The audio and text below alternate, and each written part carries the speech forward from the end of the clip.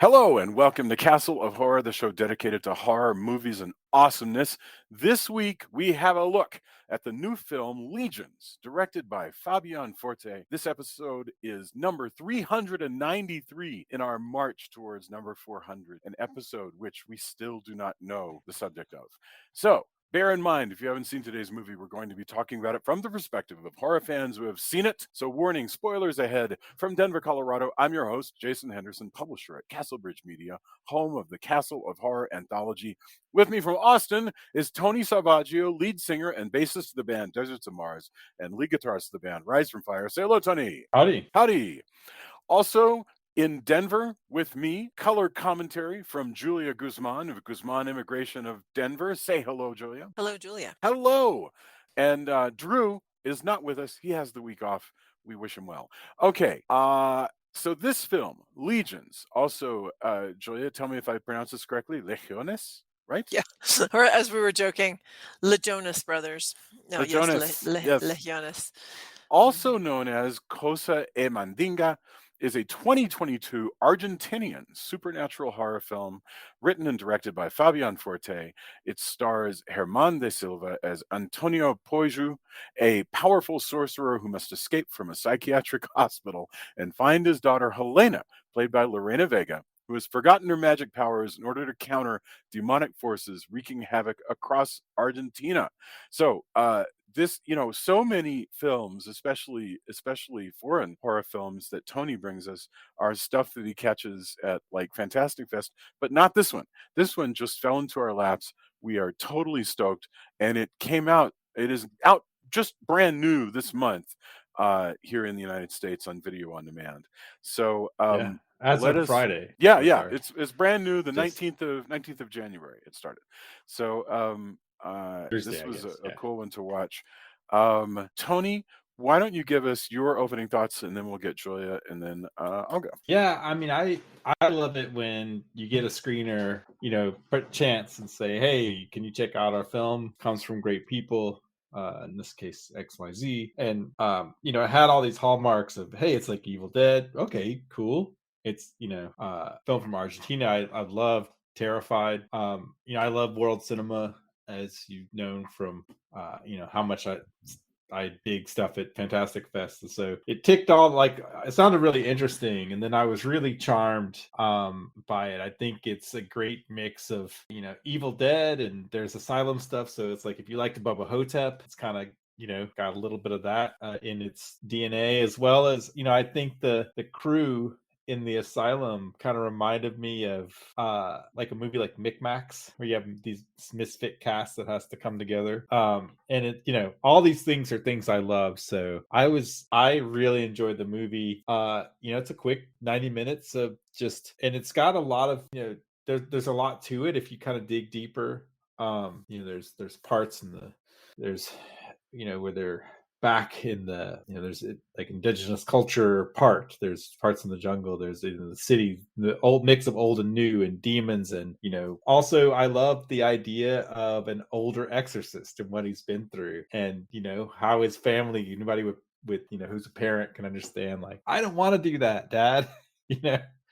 All this stuff was just really cool. I think it's a really nice mix, and I was pleasantly surprised when it came along and recommended. I mean, it was my recommendation for last week, and I'm glad we can do it. We'll miss Drew. He was doing convention stuff, but I really enjoyed it. That is wonderful. Thank you very much, Julia. So we watched this on a screener on the couch. What are your thoughts? I enjoyed it. It's an Argentinian movie, and so I always love. I spent a little bit of time in Argentina when I was a teenager, and I just love the Spanish accent, because my family's from Central America, but the Argentina accent is just so pretty. So I really enjoyed that. I don't want to let this go without commenting. You were the guest of the ambassador to Argentina. Is that not correct? From Nicaragua, not from Nicaragua. The guest of the right. You were the guest of the Nicaraguan ambassador to Argentina. Staying happens to be my godfather. Right. But that was, yes, it wasn't going to go into staying at his well-appointed all the villa details in Buenos Aires. And luckily, you didn't have to battle any demons, though, right? I know. Your that I recall. Your stay was demon free. Not I that I see. recall. No, but anyway, yes, I really liked. I thought it was very clever. There was a lot of really interesting creative stuff. It was gross, gory, a lot of gore that I was not into, but that's okay because it was well done. And I like the characters. I think it was a really interesting main, hero character. The daughter's very interesting. The only negative for me is I didn't feel like they dealt with the fact that her husband, the whole thing with her husband, I want to talk about that later, but that whole thing just didn't Right. set right with me. But the rest of it, I thought was really interesting. And, there was a couple times where I was kind of like confused about exactly what was going on, but I think we're supposed to be. Yeah, really clever film and well done. So, thank you very much. I enjoyed this a lot, and what I thought was interesting was how many quotations you could see that where the film was, sort of harkening back Right. to other stuff. A lot of it is original, and I've never seen anything like it. You know, so that was what was cool is how many things were just totally fresh, and then how many things reminded me a lot of other stuff, such as the tequila worm that in one of the poltergeist. Yeah, there was a lot of poltergeist in this film. I thought there was several things that reminded me of Yeah, poltergeist. Yeah, but a and lot of people keep. I mean, Evil Dead's definitely a touchstone, but I think there was more poltergeist than it was given credit for. yeah, yeah. So all right, I want to get into sort of the topics of it, and I think before we get into any of the others, one of the ones that Tony you brought up early on was just the perspectives you can get from watching foreign horror, and just to put this in a little bit of perspective, when you think about Godzilla, the interesting thing about that first pops to mind about Godzilla is that Godzilla was Japan's attempt to do a King Kong movie. Like that's what really like and then it becomes this really fruitful metaphor for trauma and Hmm. on a mass scale and all this other stuff. But the very first one is, hey, the Americans have this giant monster movie. What should we do? And then they come up with this thing. And so in a modern world, in a contemporary world, it is almost impossible for there to be a new film that is not influenced by other countries, by especially with the power of Hollywood, by United States. But that's not a negative to me. That's just part of the conversation. So I think some of the freshest stuff we'll see is watching a foreign film, watching a foreign horror film, because then they'll do tricks, or there'll be a new way of doing something familiar, and then you see that like 4 or 5 years later sort of filter its way back like to Hollywood, right? Hmm. But yes, I mean, is that what you get most out of world horror? That and just watching the language of cinema through different people's eyes and different perspectives. Like, and also, finding interesting cultural touchstones that you're just not going to get if you only watch kind of more, I wouldn't even say mainstream horror, but if you only watch stuff from, Yeah. Hollywood, or maybe a couple, like you might, and or watch the most popular French cinema, or et cetera, Hmm. right? So, I wouldn't have thought about, wow, what's the cultural clash between going back to your roots and being an exorcist in a village and having everyone around you depend on Yeah. passing on, being a He shaman, didn't he didn't call himself an that, exorcist. He called himself like a what was it? Something between worlds. What was it like a I right. can't even, like a he's I mediator think, or I think something, but he says, wasn't a shaman at medium. one point. Yeah, no, he says Yeah, some people call me a shaman, some people call me whatever, but I think of myself right, as like a he didn't say I don't think he said a medium, but something like that. Like basically a medium. Like he was communicating between worlds. So right, I don't right, remember right. him ever saying he was doing exorcism. it's fascinating. That's true. He's a sorcerer, But basically. Yeah. yeah, but his, all of that stuff that clashes with the kind of modern, modern sensibilities of being in the city. And there were several different movies at Fantastic Fest that kind of was dealing with that with in Central America, this Fantastic Fest. And so that was really interesting. And how much witchcraft is ingrained in just culture, right? Yeah. And seeing that also bear fruit here, and I like the idea of that, because you're gonna get a different, especially in horror, you're gonna get a different version of supernatural, and it's why we get these great, like, for China we get hopping vampires, and Yeah. we get vampires that can remove. Other places we get vampires that can remove their heads and fly around. Just all the, in addition to here's some culturally, like, family, and how you deal with family is different, Yeah. around. And all those things just make for such a broader conversation. And if you really love film and want to see different stuff, because people will say all like, oh, there's too much of this horror, there's too much of that horror, oh, it's done. Like, no, it's same with music. You're just not looking. Right. One Like, of the things I thought was really neat about this one was the theme of the different worlds, because the fact yeah. is every time, like we talked about, how the teenagers, you said, like teenagers are going to be do their own thing or whatever, and so you kind of always think like, oh, my parents don't understand me, and I don't get them, or whatever. But this really is, like you think about like immigrants' children who are like, okay, I'm growing up in this country and my parents grew up. Well, the two worlds that they have, where they were in the jungle, and then Yes. she's now in this like modern office, and with a nice apartment and the whole thing, and he's like, this is not where you belong, this is not your world, and she's like, no, this is definitely way more where I belong than in the jungle. But that whole thing was very interesting, I thought, and it's not something I've seen in that exact way before. Uh-huh. Well, yeah, and just to recap really briefly for the listener, what happened? I mean, if you haven't seen this, but so we'll try and keep this as prosaic as we can. You start in this movie with this man and his daughter, and they're alone because the mother has been murdered by a demon shortly after the baby is born, and this man is the trusted village advisor to deal with demons. And what happens is the demon steals a valuable necklace that is intended to keep her in touch with the world of the soul. And once the Protects necklace her is faith, stolen, that's how they to say it. protect her faith, as they say it, and once it's stolen, it says she will begin to lose her faith. But because and there's so much metaphor here that I can't, it makes me tear up and it kills me. It says, and because he wants to protect her, he follows her into the city, and they start living where she wants to live. As since she has no faith, she's a young person, she just wants to listen to Duran Duran and be, just living in the city. And he continues to be to be a demon hunter as he gets older and older, and she grows farther and farther apart from him. And we can kind of talk later about what And draws them apart, but that's sort of what's going. Those are the two worlds. There's the world of the woods that they came from, the jungle, and the world of the big city that they moved to. Yeah, Tony. And just to reiterate, since this is a very new movie, spoilers. Yes. We're gonna be talking about, like, I know we say it at the beginning, but Yes. just, if you've made it this far and you're like, oh, there's already some stuff, like, watch the movie for sure. Right. Yeah. Come back. Yeah, unless you don't care, like some people don't care. But Well, you know what? We could I actually. don't.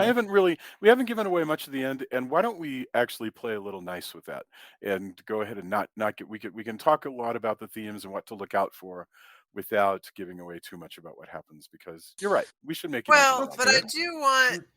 do want to get into one thing that's a big spoiler at some point, which is the Well, thing I was we'll just declaim. yeah, We'll yes, declare exactly. it. How about Yes, that? perfect. Sounds So good. if you should skip forward like a couple minutes, um, Right. but But go yeah, ahead. but Yeah, what go ahead. Jason, what you're getting to is really interesting too, which is this idea that your children. Wait, how did you put it? That you said this, you started to tear, like kind of got teared Well, up on because he's like, my destiny as a warlock it. is to Protect. remain in the jungle and protect people from demonic forces. but I also have a destiny to do basically what my daughter wants. And Well, to so, protect her. What yeah, he says is to protect her body. He goes, the necklace was supposed to protect her faith, and I was supposed to protect her person. And yeah, I thought that was really interesting. But you're right. It's very, it's a really nice metaphor, or not even metaphor, but just a truism about parenting in general, which is that you kind of feel like your job as a parent is to take care of your kid, and then when they get big and they start doing things on their own, you're not able to do that anymore. And so, and I know what it was that you talked about, the faith thing. And that's the same thing there, where it's like so many parents, my own included, just desperately want their children to have the same faith that they have. And you just go off and you have different beliefs, or don't, you don't believe in anything, whatever it is. And the person is just heartbroken. So there's so much about parenting and the yeah. relationship between parent and child in this movie just true for everyone, not just demons, not just people with demons in Yeah. their lives. No, that's fascinating and absolutely true. Because and it just so happens that in the example we're seeing here in the movie, that it allows us to think about our own relationships by creating a situation that we're not instantly familiar with, at least in its particulars, which is, we aren't trying to get our children to believe in this demon hunting scenario, you Speak for know, yourself. right? Well, Have you not there's a had the demon hunting talk? Is that? right, I right, right. mean, come on, Jason. How are I they going to be loved, prepared for the world? when we see the daughter Hannah, or Anna, as in It's her. Elena. Oh, Elena, I'm so sorry. Elena or Helena, depending on how she wants to present herself, because she's mixed. She changes her Well, name. it's always Elena because the H is silent in Spanish. It's just that we see it as with an E, but it's actually spelled with an H. But I think her name is just Elena. Ah, very good. Well, anyway, she, much like Bonnie Bedelia's character in Die Hard, she has, taken a different name than what he goes looking for her under, and it Well, because she's signifies. married. Yeah, She's admittedly, in this case, it's because she's taken her husband's name. That's totally true. But she's gone out of her way to distance herself from the life of her Yeah, she papa, does not want to be because called by that last name, right? she is a she's a consultant in a apparently quite expensive and very nice PR company.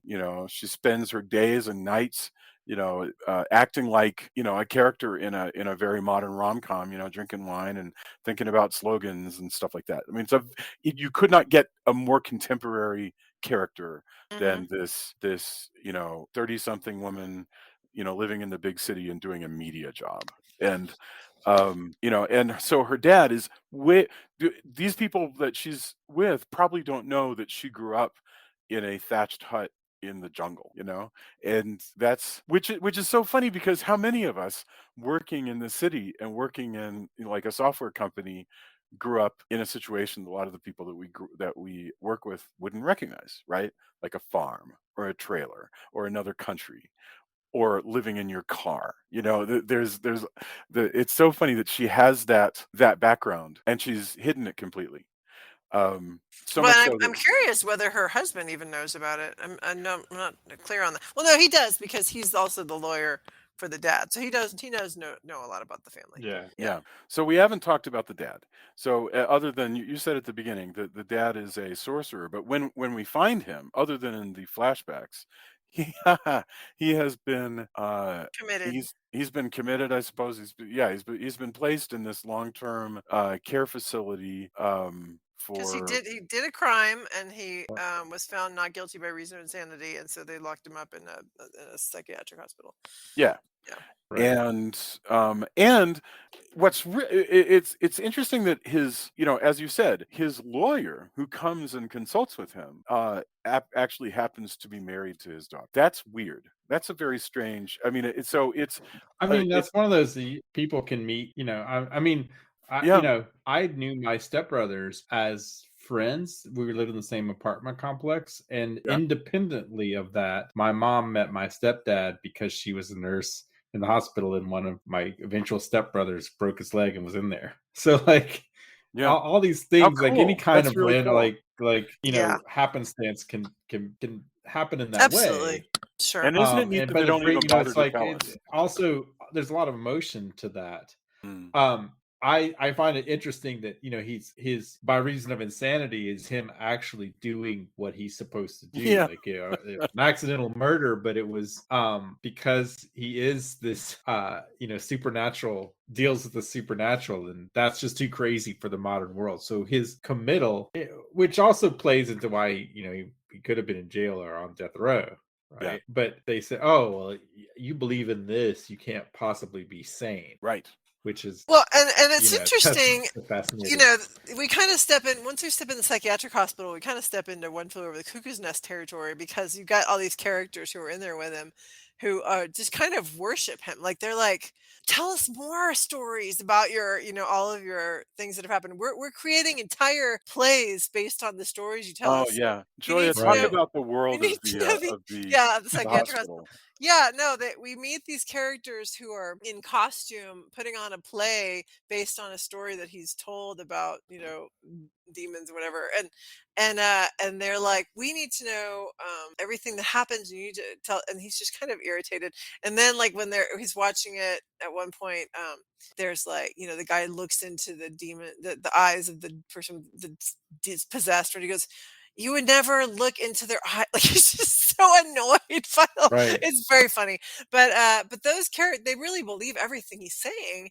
And sure enough, later on in the movie, he will actually need to do some voodoo stuff, and it will be obvious that it's real and powerful, and that he's like legit. And they're like totally just all, they're there for it. You know, his fellow Yeah. patients. These guys And, you remind know, me of. Oh, go ahead, Tony. Yeah. well, it'll segue into your thing too. You know, the part of this is it's a very darkly humorous movie, Mm-hmm. and some people seem to like the tonal shift in that or not. I personally really liked it, and like I said, it's like a Janot film. It's like a, you know, micmacs. It's kind of what I think about. You know, these kind of bizarre characters that all have come together. And I like their interplay, and I like how, because he puts up with a lot and he's kind of over it, but he's also has a certain fondness, and, you know, wants, you know, he's terrible to the director because it's like, you're ruining what my stories are, right? Yeah. But Yeah. he's kind of over it, but he's also like, I just really enjoyed the interplay between these characters and, you know, their relationship, and how he treats them, and how, you know, how they work together. And it does lead to a lot more of the dark humor parts, but I think the juxtaposition is really, really cool. I love them. I mean, it remind this the subplot, you know, the B plot, whatever you want to call it, of just everything that happens at the hospital as his friends are first putting on a play while also learning his stories, and then eventually trying to help him escape so that he can go save his daughter because they know all the stories that he's told. They remind me of like Pedro Almodovar characters, just a Mhm. bunch of, or Robert Altman, just a bunch of wacky. It's not even quite wacky. They're a bunch of characters who are constantly talking. They sometimes they act as sort of a Greek chorus for whatever is going Yeah. on in his mind. Sometimes it's just a weird little sitcom of him, you know, in this hospital. But I have to say, if you erased it from the movie would feel like Poltergeist 2. Whereas if you have Right. it in the movie, it feels very special. I like having, number one, the development, because you get to know his character as well as their characters because of that relationship. But also, I just always enjoy it when you get to take a break from the seriousness or the scariness of a movie and just have some fun for a little while. I think that's great. I don't have any problem with that idea. No, I agree with you. You know, and I think a lot of times when we're writing, there's two pieces to it. One, you're afraid as a creator, you know, am I going to annoy people with going off in these different directions and just introducing some wacky humor? And the other one is, it's hard to think of it. You have to actually come up with these characters. You have to come up with a whole other plot, and it's a challenge. Whereas if you just follow down the track, you know, it's quite easy. So one of the interesting things I was thinking of was this business of the old world versus contemporary. That is something that you see in, like, we watched Son of Dracula. Was everybody here on the, like, Tony? Were you on the Son of Dracula episode? I don't remember. I think maybe That I'm not sure. it Time might is have. nebulous at this point. It So. might it might it might have been one that you were off. I don't know. But the reason I mention it is the whole thing with Son of Dracula is you have this woman who is very much part of the modern world, the world of the 1940s, but she has brought back a uh, what she calls a voodoo priestess. Somebody who's connected to the old world. And in Universal, that was a theme all through those films. This whole idea that when you set foot in, either by being in the past and then getting older, or by sometimes just going to a magical place currently, you set foot in the old world. There are different rules there. Magic works there, unlike our modern world of science. And it occurred to me watching this that this movie actually embraced that concept, and actually we don't see that concept very much anymore. It's not a I The closest we come in contemporary American horror is when somebody finds, like, an old book, like a demonic book or something like that. That'll be connected to a nebulous past that introduces magic into our world. But this idea that there's an old world that the contemporary world has sort of paved over is something that I don't Well, feel is played with very much. we don't see it as much, especially in American cinema, because we just don't have that history. Right. That's something that can be, it's strange sometimes to go to, to Europe, and there's a cottage that's older than our country. Yeah. Like, just Absolutely. Yeah. a cottage, not even necessarily a huge church or but just like, oh yeah, No, but just it's been right. families Just a building in over this there. Yeah. cottage Yeah. since it's fascinating. And so, I think when I saw the Q&A for Satanic Hispanics, they talked about going to, an area of the country and where, they're wanting to bless you and make sure that none of the supernatural creatures get to you, because that's the thing that's going to happen if you're out there. Why are you even here? Why are you coming from the city? Yeah. Yeah. And then even people from elsewhere, I know the filmmakers were saying, oh, they had this friend from Europe, and they got really freaked out. And I was a little freaked out because I don't live out out here either. And so all of that stuff and the very tangible nature of spiritualism and the supernatural, it's just different. Yeah. And we don't have that in the same way here. And I think that's again why it makes it so fascinating to watch movies from all over, right? By the way, I Yeah. want to say, because I realized we didn't really talk about it from the beginning, that when we first see the supernatural thing, the first supernatural thing we see is when he does bring somebody, I guess, kind of back from the dead or whatever, or like I'm not exactly sure if it is an exorcism or if she's dead and then he's supposed to be bringing her back, or what exactly the point was. But the point is he does something, and suddenly this woman who appeared dead suddenly is a live demon.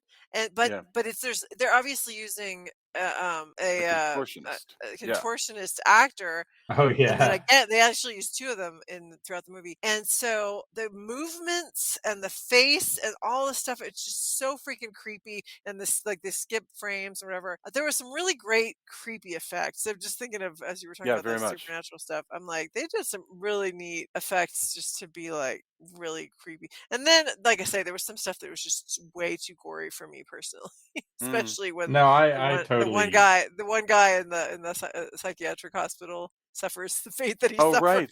I Yes. was Oh just like, yeah. no, no, no, no, no, no, no, no. I was freaking out. Anyway, Oh, I Um, agree. I mean, it's not. It's definitely the gore is meant to have, to definitely the gore of Evil Dead is here, right? yes. And so that it's not all just dark comedy. They definitely don't cut away. In the intense scenes are really intense, but it's a nice blend. I thought it wasn't just a constant. And No, here's something else that's super gory, and I kind of dig on that. I agree completely. But oddly enough, that whole thing with because one of the guys in the hospital gets possessed and then gets attacked well, by but you said you weren't uh gonna spoil too much, so yeah, so anyway, there's some fighting using bodies that have been possessed. And the funny thing is that effect is that's an amazing effect that they do, and yet it's also in the context of the it's played kind of funny, and I was shocked by that. It was sort of it's sort of neat how irreverent and funny, and that's very much like like Dead Alive and other like gory semi comic demon stuff that we've seen before. What about so in fact, once the movie moves to the city towards the end, when you've got when you've got a lot of the like basically when the guys in the hospital help our main character break out, uh, there's where all of the stuff that about Poltergeist was it Poltergeist 2? Poltergeist 3 is the one that takes place like in the downtown. But like, what are some other influences? Like with Poltergeist, we saw like the tequila worm, and I'm trying to think. I know there was There's at least three, but I can't now. I'm trying to remember what they were as well. I'll think of there's it. a battle on top of the roof, which felt very and I mean this in a good way. Some people might say this immunity, but it felt very 80s to me. Like there were parts of it that really did. I felt like I was watching like Demons or something like that, which is an 80s Italian movie. And it very much had that feel. Cool stuff. I Yeah, mean, I mean, I think that there's a love letter to all of that. yeah. I think, and again, that's another thing I keep coming back to that's fascinating is I really enjoy seeing kind of, oh, I like this director, but I'm going to do my own take on it. Yes. So to see the touchstones, and I then wonder we'll what do the horror same. movie they're Like, well, you know, watching. yeah, we'll get, we'll have a spate where like, a director watches a lot of French cinema, right? Yeah. And we'll get these right, like these kind of reinterpreted French cinema things going on and stuff like that. That world of like keeping that cycle going is great to me. Yeah. Like more of that. In fact, sometimes what was the one the sound studio film that Oh yeah, Barbarian Sound Barbarian. Studio. The guys who made Barbarian Sound Studio clearly had watched just a shitload of Italian horror. and, and Yeah, I it's just mean like it's just such a great it's so like great. Oh my goodness. and Oh, you they that with that one though also they had to have interviewed like there's the insight into, I mean it's fictionalized, but the with every the seed of truth and how all of the filmmakers in there, and also not to go too far into that movie, but the guys making the sound effects are so like you've seen these guys, like if you've seen Foley artists, like yes. those guys were the perfect versions of the perfect exaggerated versions, but not too exaggerated, right? So yeah, I mean the ebb and flow of cinema all over the world is just still just fascinating to me. So Yeah. I enjoy that. We did Salome, which has a lot of Hollywood action Yes. influence, but with Yes. a new take. And so Very anytime much I can, more I love that. very that one's very much more an action movie than a horror movie, even though it has monsters. This is Right. way a horror movie, even though it's got action. Yeah, absolutely. I have to say another thing that I really enjoyed about this is in the same way that the priests in The Exorcist bring us all this jargon and ritual that we don't necessarily know, and why would we know, right? Like I'm not a I'm not a Catholic and I'm not a priest, so I don't know whether the jargon they use in their exorcism in that movie has anything to do with reality or if it's all made up or 50-50. Who knows? Same thing here, but you're in a whole new tradition that I don't even know. This is not Catholic. This is like is some It's voodoo. I mean, they're using it's voodoo yeah, in that because he for want uses of a better word. Yeah, I mean, he uses like a voodoo doll and he stabs the eye of it and all that. It's voodoo. right, but I don't know what flavor of voodoo because there's hundreds, right, or thousands of voodoos, and that's what's great is it's so exotic. Oh man, I just said the word exotic and I realize how problematic that is, and that's what's interesting here. Like I sort of enjoy in a film what you might call exoticism, where you take something that's unfamiliar and you play up the unfamiliarity with it, and that makes it interesting to the eye, and the camera captures it and shows this is a different color palette. This is different words people are using. This is different magic. On the other hand, the danger of exoticism is that you are othering what you're seeing. You know, you're by Right. playing up how interesting it is, you're also pointing out, by the way, these guys are different from us.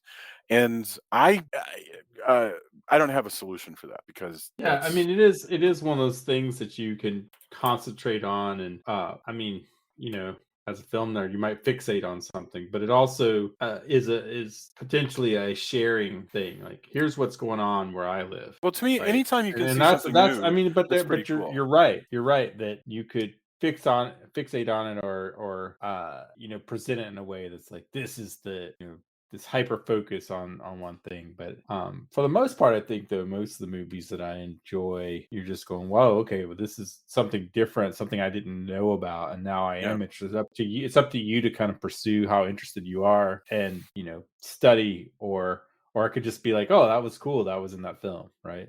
Well, okay, so I wanted to get to the relationship between, because like I said, this guy plays Ezekiel Rodriguez is the guy's name, who is very attractive, by the way. He's like to me, kind of a cross between like an Argentinian Goran Visnyak or Luke Perry type. But anyway, that guy plays Elena's husband, and he again, like, for whatever reason, is also the lawyer, and so this just gives him an excuse, I guess, to meet the Mr. Antonio Poyju. Hmm. Anyway, but he's eventually it becomes a tool of the demon, and Yeah. so How long uh, ago do you think that happened? I don't know, and that's what I'm wondering. So this is all from this point forward, big time spoilers, at least for the next few minutes. So he is, I guess, taken over by this demon, and it's super creepy because you're seeing him as the demon in bed with Elena. And so she'll be talking to him, and then you'll see like the demon hand, or she'll see a shadow of the demon, or whatever. And he's like talking, and it's clearly this demon. And eventually he has to be defeated, and this guy, the person who she married, whether or not he was always a demon or whether he's just been recent, that person's going to be gone. And it really bothered me that she seemed to have no emotions about that. I mean, she wasn't like, it was just the whole battle at the end with the demon battle. She definitely is experiencing a transformation, to like embrace her own the faith and the whole, like, her origin and all that. And she's like, okay, I am who I am. I'm a strong person. I am Helena Poyju and whatever. Yeah. But there's no emotion or feeling or grief or anything or anger or whatever about her husband's involvement in all of this. So And I that have just a really theory about bothered this. me a lot. Yeah. I can give you a theory that makes sense and will make you Mhm. feel better, maybe. Okay. And that would be, what if the demon had been controlling her husband from the beginning, and part of the demon's spell was her entire relationship with her husband, such Maybe, that but it still seems like she should have been like, I don't know. I I guess it would have had to have added some time to the movie, but I just think that would have been a good thing to have I addressed. think that that's fair, and I think that's part of, I read a couple reviews leading up to this, which I usually don't, but I just kind of wanted, since it was new enough, I wanted to check out. And I think the biggest perhaps criticism that people seem to have was they felt as some parts were disjointed. I didn't have mm, that same problem. I mean, it's certainly told out of order. It's got Yeah, there's a lot of flashbacks, stuff and where, there's a yeah, lot of exactly. good, there's a Well, lot not going just on. flashbacks, but there's the whole thing of basically, like, it's kind of like when you see those car commercials or whatever the commercial is, where the dad is the teenagers don't need to drive, but the dad is seeing his little girl. It's like, I think it's kind of Right, like that, right, where you're right. seeing Sure. the young father and the young girl in the roles in what's happening right in current time. But anyway, go ahead. I got kind of the impression, maybe this is just me trying to justify it in my head, like how I saw the narrative was, given what happened to her mother and what happened, like her realization of coming into her own and embracing her her spirituality, her faith, kind of comes with the, oh well, I have to accept that this could happen in my family. I know that's maybe seems like a little bit of a reach, but that's also kind of the read I got, was that I agree with you, but it didn't didn't bug me as much because that's kind of how I saw it as it. But I do think that it's a lean movie, so Yeah, maybe I think that that's what it is we didn't that they have just time to deal with that. Yeah, right. They didn't have time, and they didn't want to distract from the idea of, okay, this is the evolution of this character where she's finally right. embracing her origins, by having her also be super torn up. But I just think that it would have been nice to at She least have even a recites. line. Yeah, oh, sure. Yeah, Yeah, I mean, I think Right. Tony's is the realistic answer. yeah, I can create the Marvel no prize answer, but sure, Tony's got it exactly right. It's really that we're supposed to skip over that because of the awesomeness of her reciting her right. like creed as this I don't know. as I still think we could have had a few minutes of like freaking out about it, and then go to the go to the whole. I'm with you. I don't know, but I anyway, just, like I said, I read the acceptance as part of yeah, the acceptance of that, but it Mhm. does kind of come more abruptly than perhaps I would have wanted.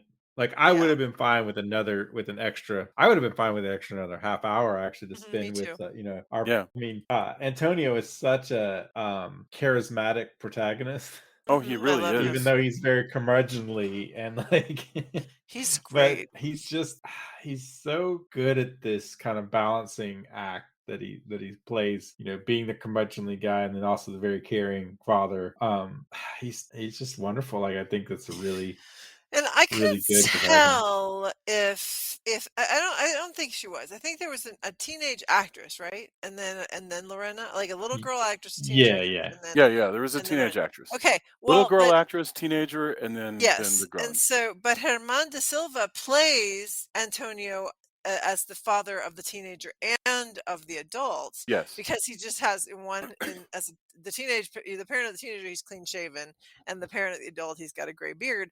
And I think he did a great job of portraying both Oh of yeah. those Yeah. ages, basically, both of those kind of time periods, like all it's just I think the performances were great. I really do. I think the performances were great. I think the effects were great. A lot of neat stuff. I guess I'm I kind of giving love you the her, final thoughts. just Very to good. to think about, Helena, this actress is named, Lorena Vega, Mhm. and she is really good and funny. She's so funny at everything. I mean, she brings humor to Oh, characters that like, when he shows up in her office yeah, and I was wants gonna to talk talk about to that. her, Yeah, yeah, yeah. she's so exasperated with him, and she Well, plays not the just that, exasperation well, you know? but that whole scene again, with when I said that it's a creative movie, there's a lot of neat things. The scene with the office is brilliant. That's brilliant. Where because that's when you really see how powerful this guy is, because he does a lot of things. Antonio does once he realizes his daughter's in danger, because another woman who's like a what would you call her, Clara? She's I guess she's kind of like just a person from his world, Yes. who is coming on behalf of her aunt, who is Yeah, she somebody plays from. almost like a handler. Like in a spy Well, movie, she's not she even would. just a handler. She's also a medium too, because she's actually channeling her aunt to Yes. talk to him. So anyway, the point is this: So that awesome, she yes. shows up, and she's like, "Hey, your daughter's in danger. The demon is close, whatever, blah blah blah." So then he's like, "Okay, I got to get out of here. I got to do stuff." So that's when he starts doing the heavy duty voodoo stuff. But anyway, but at one point, he actually manages somehow to send like a potion or whatever, a spell into the office, so that all of the fellow employees leave. They just get up. It's super creepy. They just all get up at once and walk away, leave. And then he, I guess, projects himself into the office. I don't think he's actually there. I think he's projecting himself in to the office to talk to his daughter. And so they have that conversation. And then she's kind of freaking out and like just closing her eyes and just like yelling. And when she opens her eyes, all of her coworkers are there and they're just staring at her like, Yes. what the fuck is wrong with you? And I'm like, what did they experience? Did they lose time? just like show back, Well, like come back in and show up. I don't know. It was so his strange. magic is powerful. I mean, he's practically Yeah, Doctor Strange, really. it was great So stuff. he can get everybody. And in fact, I wouldn't be surprised if we see this trick in a Doctor Strange movie Yeah. where he gets everybody to walk out and leave, and then he can cause different people to forget, and he can put everybody back. Brilliant. I know I'm stealing this first opportunity I get. This is like definitely something that goes in I the don't back think you're pocket. supposed to admit that. Oh, sure. You're exactly. No, she is really good. I loved listening to her, you know, talking to how much this was her world, you know, her world of being a highly paid PR consultant, and yet at the same time giving like little medicinal voodoo tricks to her, you know, very contemporary coworkers, and that they work, you know. So her friend calls her the little brujita, you know, which I just loved. I just thought it was so cute that she's turned her back on her dad's world of magic, but she still deploys it a little bit. You know, she still Yeah, knows. she's like, "Here's how you get rid of a sty," and then she's like, "Hey, Right. that worked. You're a witch." Yeah. So great. Really great. So yes. I liked that a lot. All right. Yeah, That and what do actor, you? by I the mean, way, what do was you so do? pretty. The one that had the sty, she I was know, really right? pretty. Oh, yeah. Uh, And it's funny too, because it is the whole like, oh, I don't want my dad to come to my work. He's so old fashioned Yeah, isn't that and funny? usual. weird. But then his old fashioned is that he's a magician, an Right. exorcist. Sorcerer, Like yeah. it's yeah, where everybody else like, yeah, okay, I guess I could get it, but in this case, of course, it's dangerous because he's it's been in the news that he's Right. was Right. An That's the great escaped thing lunatic, basically. about these metaphors, right? Is that they're always more extreme versions of what actually happens, you know.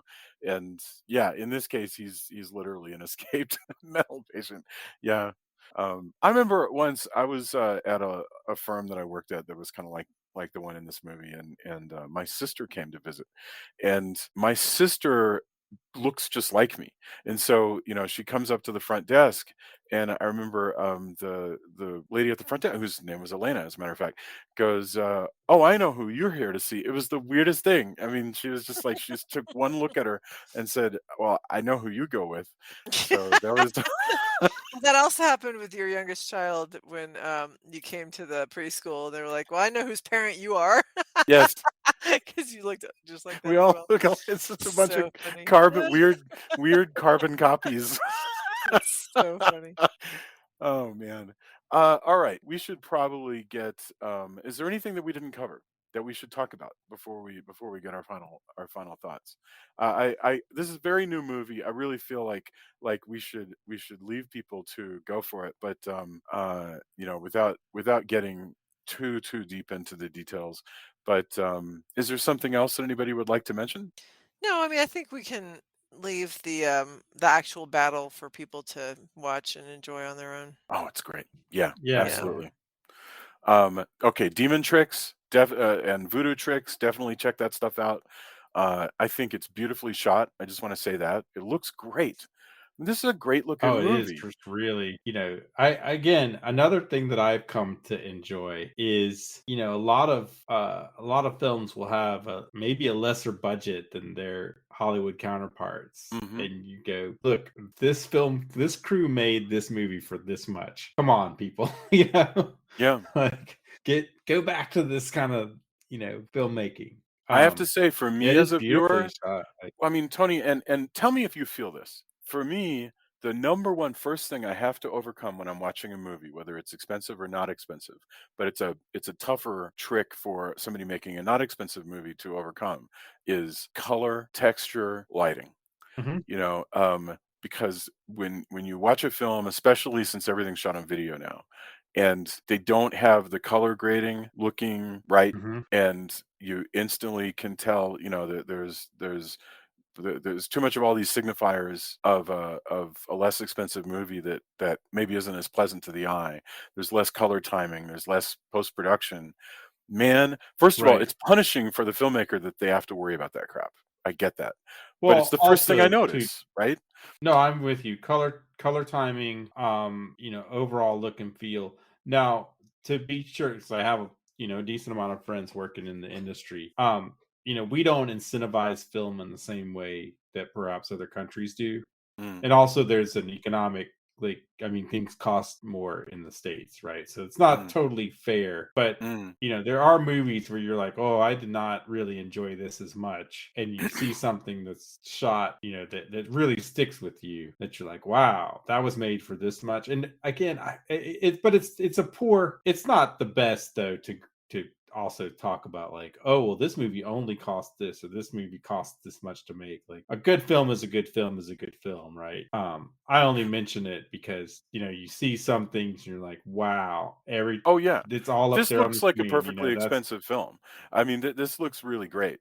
But that thing, the fact that there's not a moment when I'm distracted by the film grade or the color or any of that, it's that is, to me, you can be an expensive film or a not expensive film, but I often, the first big hurdle is just do I like the texture of this thing that I'm looking at? Um, Mhm. anyway, this looks great. Short Yeah, answer. This looks looks really great. good. Amazing performances across the board. This is the kind of horror I dig. Yeah. Is that? I mean, it's your turn to do a final thought anyway. So is that your final thought? Is there anything that you would add to that? No, I again, I feel like I want to talk more, but I also want to give the film I know we have some spoilers, but I want people to really check it out. Hmm. I think there's a lot here. I do agree with the, hey, it's a love letter to Evil Dead that's being mentioned a lot, but I think there's a lot of other horror in here that Yeah. isn't being talked about. But I also kind of like to let people kind of discover that. So And funny. like I've I seen said, I mean, Evil I Dead. don't know how many people have seen Micmacs, but if you've seen his other movies, if you Amelie, City of Lost Children, I those see your point. ensemble Yeah. get together kind of wacky cast movies, and it even comes a bit. It's not my favorite one, but the Alien movie that he directed, like Yes. that kind of mystic cast. That's not my favorite Aliens movie, You're talking about but Jean-Pierre Jeunet. Yeah. yeah, yeah, Um. yeah. Yes. Like, but Yeah. I think that the Asylum cast reminded me of something from one of his films in a It, way, and I mean that, like, I dig on. It's not just him, but that's the one. Micmacs comes to mind, right, readily, right? And just how you get a group of people together, kind of each with their own problems, like being kind of, in this case they're an asylum, so I don't mean to mhm. make light of that, but their personalities here are played for quirky and interesting, and the way that they interact, and just I love the preciousness of the demon costume, and how the demon is portrayed in the play, and then all of that stuff just adds to this tapestry of a movie that's also about family and about the old ways versus the new, and not wanting to follow in the path of your family's footsteps. And I also love the idea of an older person who's dealt with the supernatural. This is, he's a Van Helsing of his order, right? And Yeah. I would love to see more movies with that kind of protagonist. I think it could be done really well. You can see it here. So yeah, I mean, it just ticked a lot of the boxes that I enjoy in horror, and I was so glad that we requested a screener and that we could Hmm. cover it, because I think it's a movie that deserves, that a lot of people I know would really dig checking out. Awesome. Also, the demon effects are great too. It's creepy. A lot done with shadow, a lot with playing with just the right amount of monster. Oh yes. I Yeah. Oh man, and the also has the nice trope of the impending, like, what's going to happen on the news. We get, hey, this moon's coming, that kind of tick tock down thing that they set up early. That's great too. I really dig the movie. I'm really glad to get a screener and really dive into it. So and it's cool that it came out. I could make my recommendation last week and then go, hey, now you can go see it, right? Yeah. That's absolutely right. Yeah. Which And it is. Fantastic Fest movies, sometimes, it took forever for us to be able to see some movies. So having it happen right close together, that's great. That drives me crazy, when you catch a movie like there are there are movies that are favorites of this family that we saw on a plane, in the UK and just never came out in the United States ever. And so it's basically impossible to Mhm. get unless you get somebody to copy it for you overseas or something. Just crazy, crazy making. Um, Oh, Yeah. there's one Golden Slumber, which you can get. This other film, Fish Story. Pardon me, but Golden Slumber, I'm pretty sure it's because it references the Beatles Mm. song Golden Slumber, but there's a remake that you can watch. But you can't. Getting the original Japanese version of the movie is almost impossible here in the States. And there's several like that from all over the world that I'm still like, I wish Boy, more I people could see this wonder. film. You raise a really. It might have to do with licensing and rights and all that stuff, because the film I'm thinking of uses all this Proclaimers music. In theory, it was done with a license from the Proclaimers, but it never dawned on me. What if the Yeah, but license? music rights kill. I mean, the artists deserve to get Oh yeah, their due, yeah, yeah, but well, it's usually not even necessarily the artist. It could be the company that holds the music rights. yeah. So even Yep, if the artist said, "Yeah, totally, I'm totally down with that being in the film," you distribute it however, and it's in the interest of getting the money to the artist usually, yeah. but that can be amazingly complex. Yeah, Um, that it strikes me that that's probably what it was, is that all of those publishing rights probably did not travel all the way to the United States, and so you'd have to renegotiate it all over again, which I mean, nobody there was wants to do. a Gundam opening that had a song that they just couldn't get. Mm. It was Neil Sedaka. Oh, really? For yeah, like Was it Laughter when in they the Rain? brought the skin. No. It was the opening for Zeta Gundam. And when they brought Zeta Gundam over here, they couldn't use the intro song. Hmm, It's a robot right on. show. It just happened, like, it just because the rights were for Japan, and Yeah. that's how it happened. But not to get too far. I don't want to get too far in the Well, woods, I was but just gonna say I mean, usually it is that. what's funny is when you have a show that used to have all the songs, but then in syndication they've Oh, had to that take them drives out me and nuts. put crap Yeah. music in. So then you're like, what's happening right now? Like, they'll be dancing to clearly a completely different song. They usually will try to match it. So The funny. funniest example of that, and Joya, I need to get to your final thoughts, but the funniest example I can think of was in Daria, when they're supposed to be riding along, and as originally presented on MTV, they were playing the Everybody Hurts song from REM. And the character, while they're riding along, says, "Gosh, this is a lot like that REM video." And that's supposed to go with what you are hearing on the screen, but of course they don't have the REM music anymore, so they just have a random Yeah. slow pop song play. All right, Julia. Anyway, I mean, I don't really have anything to add. I think Tony really said it all, and we've already talked about all the different things. But I just thought it was really a neat exploration of some of these themes and a really clever, creepy movie. Excellent. Thank you very much. And I am the same here. Um, Tony, thank you for recommending this one. I hope we do a lot more upcoming horror. I think it would be good to mix and match, dive deep, do some random 1940s stuff, do some truly obscure 1970s gold, and then, zoom forward and do something that's just coming out so that we can support, filmmakers. Well, Oh, thank Ted and XYZ for turning us onto this. Like, oh, for sure, you for know sure. Yes. that's nice when you get something that comes along like that. Oh yeah, and I've seen a lot of cool screeners from XYZ. So this is very, very cool. So all right, let's get our endorsements. I'm dying to know what you'd recommend, like what you've been watching lately. Tony, you're always like catching cool stuff like this. In fact, this movie was last week's endorsement from you. So what do you got for us now? I don't have a lot. I've been actually off trying to get in the studio and practicing. Mm, The new Deserts of Mars album has sounded really good, so that's been good. good.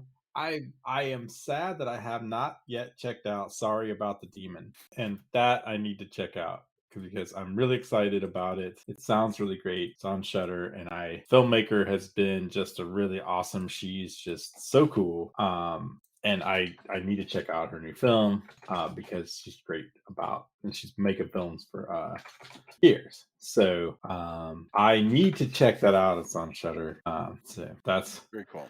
that's what I've been. I'm trying to think what else. It's been in my off time, I've been watching, I think I talked about this anime, Legend of the Galactic Heroes. Mm-hmm. But by the way, director is Emily Haggins.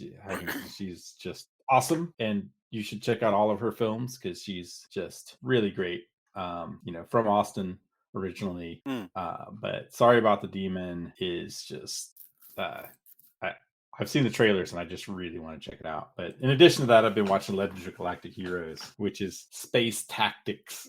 Like I don't think it's a very niche audience for this show, but it's on High Dive. But I originally saw it. Actually, I saw it on Austin Public Access when I first moved here and had basic cable at this apartment that I was cheap and seedy. But I remember everybody remembers one of the movies they have these space battles to Bolero as the background theme. Yeah. All right, so you've seen it. You caught it back then too, probably. I caught it on TV like at 1 o'clock in the morning. Like, what the hell is this? Exactly. Public access back in the day.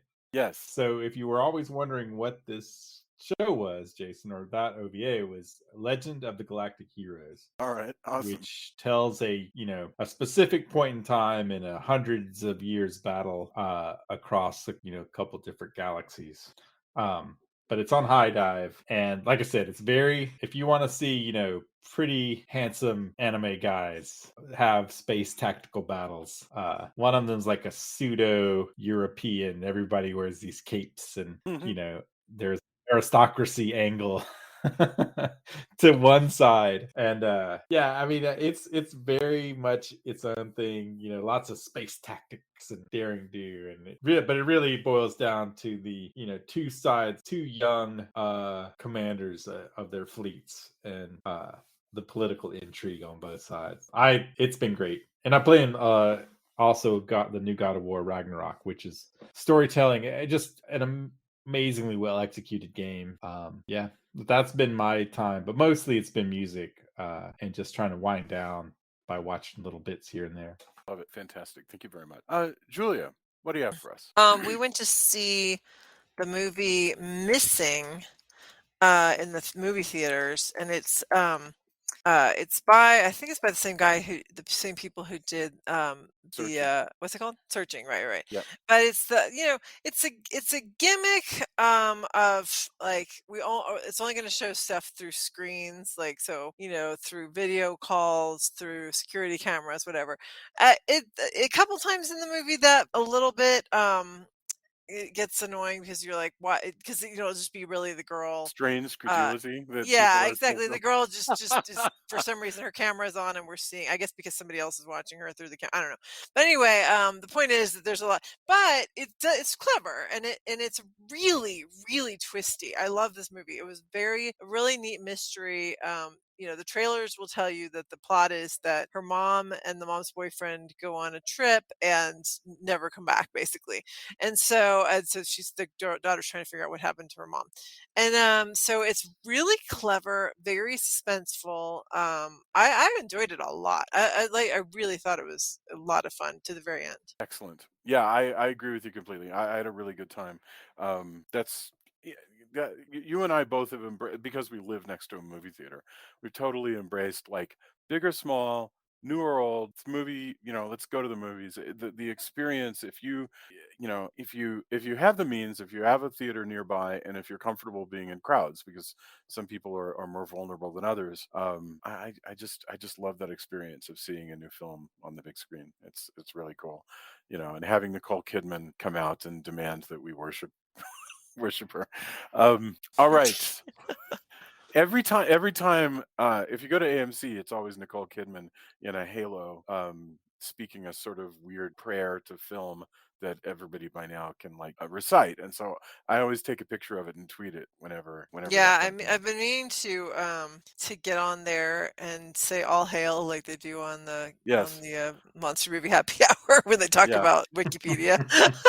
All hail.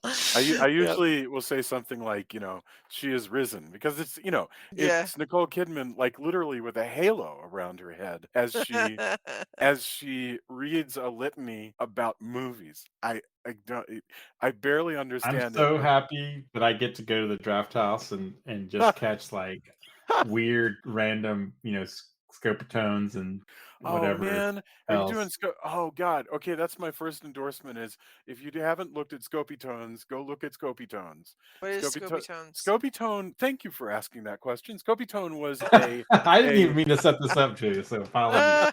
No, it's Scopitone great. was a music video jukebox format invented for bars and bowling alleys in the 1960s. And so a bunch of videos were made, like Neil Sedaka doing Calendar Girl and stuff like that, and the silencer from and all kinds of It's, groovy stuff. that's twice Neil Sedaka gets mentioned on this I know, podcast, it's and I mean weird. that's It's a very record. strange that Neil Anyway. Sedaka, yeah, his ears are perking up right now as but very, very weird, very colorful, just wonderful stuff.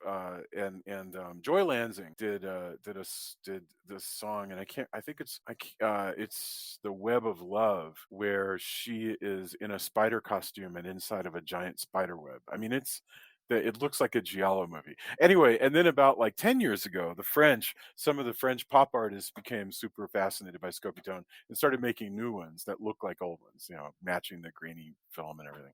So yeah, dive deep on Scopitone, you'll have a good time. I was thinking about something weird, and Tony, you might have some thoughts about this. So Julie and I last week, we mentioned that we had watched a couple episodes of The Dead Zone, which was that show from the 90s, and it ran for it may have been even 2001. I don't remember what the years on The Dead Zone were, but it ran for like six seasons. And it was a TV aspect ratio show. Mhm. And what drove me nuts, I mean, I love it, I want to see it, I like watching these Canadian shows where everything looks so overcast all the time. But what's annoying is that every video version that you can watch is stretched to fill the whole Oh screen, no! Just keep all it of in them. 4:3, people. I know. Jeez, Like Louise, it that makes no drives me sense to nuts. me at all, because of course it means that all of the writing on the screen is warped and it's Everybody looks grainy. kind of weirdly Yeah, and all larger you'd and have to do stretchy. is just reverse letterbox it, right? Just put two big black. Yeah, well, I mean, people don't like it. Yeah, because and I see that there's films that I have even I think on my at least on DVD. And I'm pretty sure Blu-ray. Yeah, because you'd want to preserve like there's 4:3 film Right. out there, Sure. and Yeah. Citizen Kane yeah, is in don't 4:3, stretch right? it. Like I think that they believe that people because there's so it's the same with like motion smoothing, right? Like people say I don't want to see those black bars anymore on top and bottom because VHS you either got Right. widescreen where it had black bars, because you had a 4:3 TV or, pan and scan. And Yeah. so I think people go, I have a big screen TV. Why am I seeing it like it's old? Ugh. Yeah. But you want to just go like It's this. way better to preserve the aspect ratio. Well, Just except I know people who are like, I don't care. I don't want to see black bars on my TV. That's just, and I I guess I kind of get it, but also just like why would you want these weird stretchy people? Yeah. No, So, I agree. I mean, oh, that's disappointing. X Files from the 90s, right? That show is so I haven't like checked to see when I watch X Files on any given program, any given AVOD platform, whether they're putting the black bars or not. So I haven't checked. Although I had the same thing, and don't mean to rant too much, No, I knew into that our you would show, but enjoy I went this to a this topic. theater. I went to a theater local here that wasn't the Draft House, and they had not. There's a bit you can flip basically when you have a DCP, digital that we have this format screen, Hmm. and it was super obvious that they didn't. To me, I think to other people, nobody else seemed to care. But it was really obvious that they had not switched the format or it wasn't detected. Maybe they did, and maybe the projectionist didn't, just their system doesn't allow for that detection. I don't know. But I think it happened twice, and there was another thing that happened. I just quit going, even though the food was pretty good and it was okay. Like I just was like, if I don't know, I care enough about theater, and perhaps that I'm too picky. Maybe some people are like, dude, you get over yourself, nerd. No, I mean Right?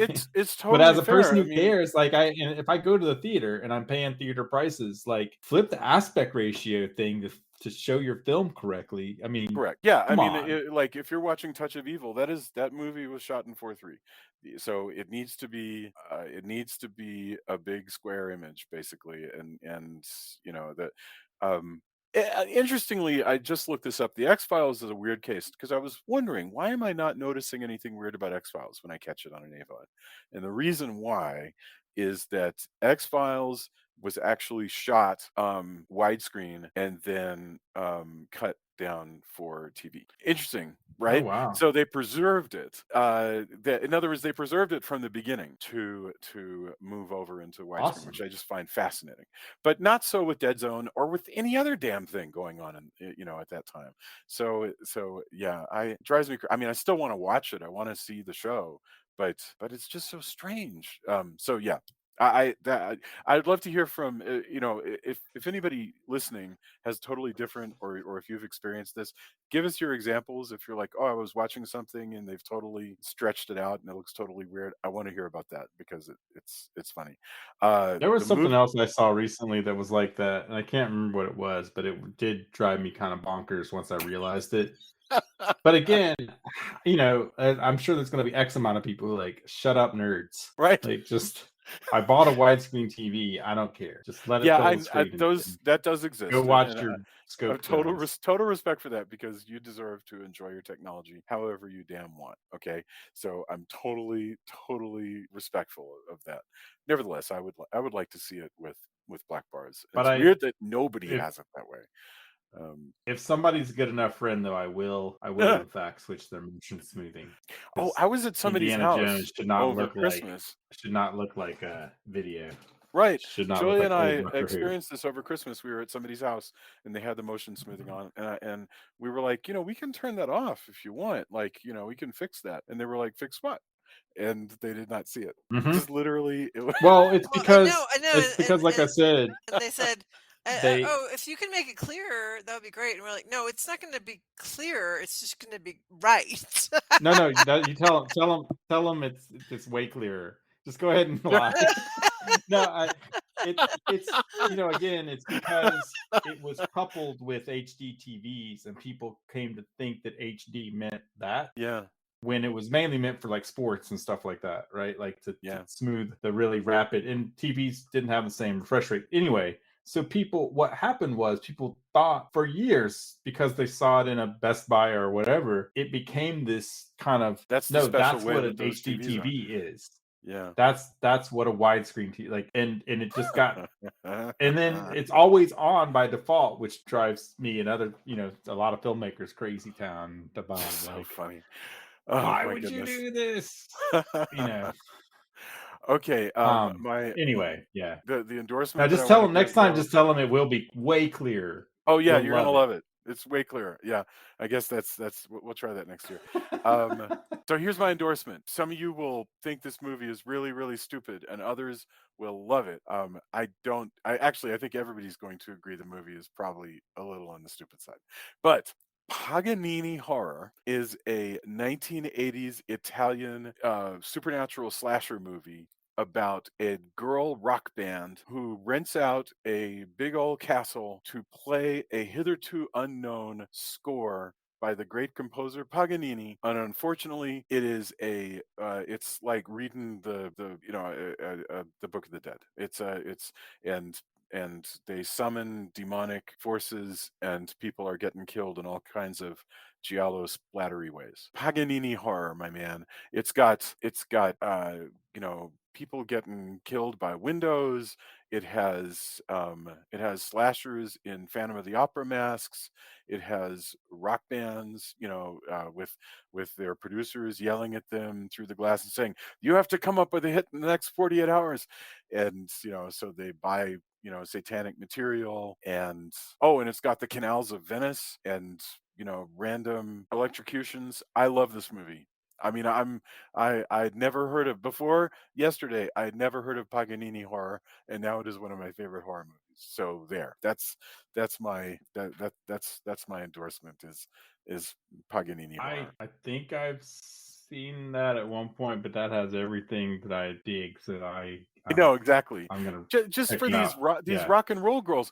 It was co-written by Daria Nicolodi, who is just a well-known Italian horror actor, and she's in it. She's one of the rockers, but she's also the co-screenwriter.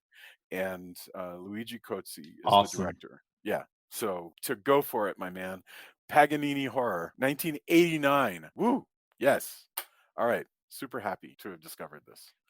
And that's it. Thus ends our discussion of Paganini Horror, and Pan and Scan, and the opposite of Dead Zone, and finally and Legions. and Legions, our actual reason for Most gathering. importantly, Legions, actually. Yes. But Yes, our actual purpose for being here, Legions. So thank you so much for listening. Thank you, everybody. Drew, we can't wait to have you back next week. And come to the Facebook page. Tell us your crazy aspect ratio horror stories. All right. Bye, everybody. Bye. Bye. Good night.